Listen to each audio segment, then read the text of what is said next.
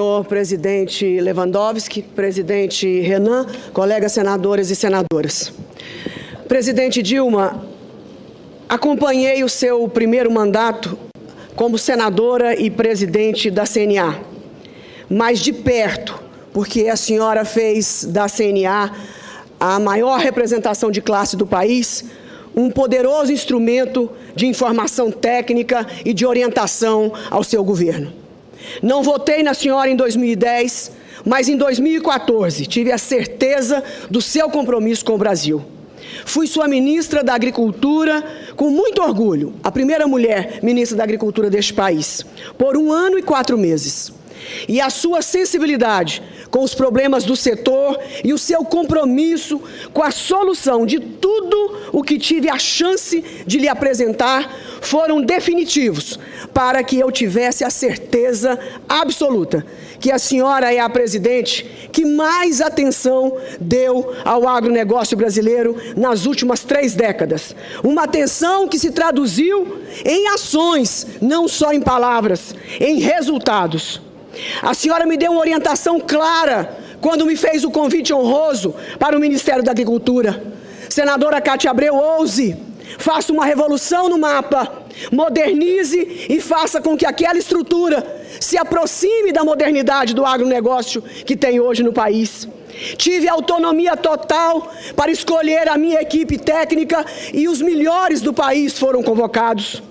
O Plano Safra, antes do seu governo, era elaborado pelo Ministério da Fazenda e o Ministério da Agricultura era um simples coadjuvante que apenas aplaudia ou ficava com raiva do resultado. A senhora elevou o Ministério da Agricultura ao primeiro escalão da esplanada dos ministérios. Saímos de coadjuvantes para sermos protagonistas na definição das nossas propostas, dos nossos problemas e desafios. Tivemos recordes de recursos, 905 bilhões de reais. Tivemos as subvenções em 6 anos de 43 bilhões e que hoje chamam essas subvenções cinicamente de pedaladas. A senhora fez o recorde de financiamento de máquinas agrícolas, 300 máquinas agrícolas a senhora financiou durante o seu governo. Seguro agrícola, a senhora passou de 200 para 600 milhões de reais. A produção de grãos elevou-se, porque elevou na mesma proporção o volume de crédito que a senhora disponibilizou aos produtores. Gastou 43 bi em subvenção, mas no mesmo período o Brasil produziu 3 trilhões de reais de valor bruto da produção. 43 bi para 3 trilhões de riquezas e empregos para o nosso país. Agricultura de baixo carbono, 15 bilhões de reais. Mas não posso deixar de me lembrar do seu esforço e empenho pessoal em tirar os produtores rurais da criminalidade através da mudança do Código Florestal brasileiro.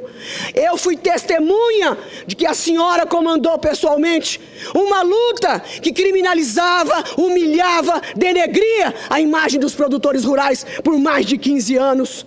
Criou, por último, na saída do seu governo, a medida provisória que trata dos certificados de recebíveis, que será um dos maiores instrumentos de crédito lastreado em dólar, sendo aqui relatado por um senador da base do governo e deverá ser aprovada. O Plano Safra e suas subvenções foram criadas pelo presidente Collor e só agora virou crime e só agora virou empréstimo. Não tenho dúvida que esse impeachment é uma conspiração que nasceu da vingança sórdida de Eduardo Cunha e ganhou forma na ganância sem limites de um pequeno grupo pelo poder. Senhora presidente, não tenho perguntas, não vou fazer nenhuma pergunta. Peço apenas que a senhora fale para esse plenário e para a história sobre o ataque político que lhe tem como alvo, mas que terá como vítima a democracia brasileira. E a sua emoção, que o Brasil e todos nós assistimos aqui das suas palavras, são a emoção de uma pessoa indignada, de uma pessoa injustiçada, de uma pessoa que está sendo condenada inocentemente. A história do Brasil vai contar aos brasileiros de hoje e do futuro o que nós estamos assistindo aqui. Em 24 anos, 2 impeachments, os americanos em 180 Agradeço a Vossa Excelência. Concedo a palavra, Excelentíssima Senhora Presidente. Agradeço as palavras da senadora Cátia Abreu. De fato, eu me orgulho muito de ter ampliado os recursos para o Plano Safra, tanto da agricultura comercial quanto da agricultura familiar. Vamos lembrar que nós saímos de uma situação bastante precária no que se refere ao financiamento, tanto da agricultura familiar quanto da agricultura comercial. No período final, antes do início do governo Luiz Inácio Lula da Silva, os recursos eram bastante exíguos, algo como 2,5 bilhões de reais. Este ano, as relações estabelecidas entre os diferentes ministérios, o Conselho Monetário Nacional, o Banco do Brasil, sempre foram as mesmas. Tratava-se de subvencionar o acesso ao crédito de milhões e milhões de agricultores no nosso país.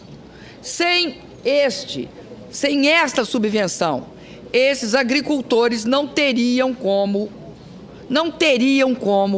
desenvolver o extraordinário feito que fizeram durante todos esses anos. Sem sombra de dúvida, se tem um setor no Brasil que primou por altos e elevados índices, não só de produção de riqueza, mas também de produção de ganhos não só econômicos, mas também em termos de reservas cambiais para o nosso país, foi esse setor. A agricultura familiar também deu a sua grande contribuição com a nossa segurança alimentar. Assim, é algo muito estranho que, de repente, esses métodos e esse processo sejam questionados, transformando operações que estão previstas na lei em operações de crédito. Eu acredito que esse é um processo que coloca em causa o futuro do país. E coloca em causa o futuro do país porque nós vivemos num sistema presidencialista. Um sistema presidencialista em que o chefe de Estado e o chefe de governo são a mesma pessoa. Não se pode, nesse sistema, acreditar que sem a base legal para o impeachment, nós estaríamos dentro da normalidade política. Não estamos. Nós estaríamos rompendo com a nossa Constituição.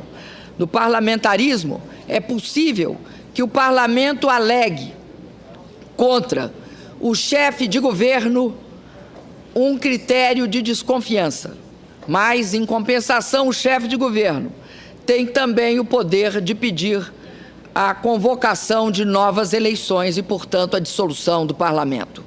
Esta é uma relação política diferente inteiramente da relação política que o presidencialismo estabelece. O presidencialismo vai exigir que nós tenhamos base para pedir o impeachment.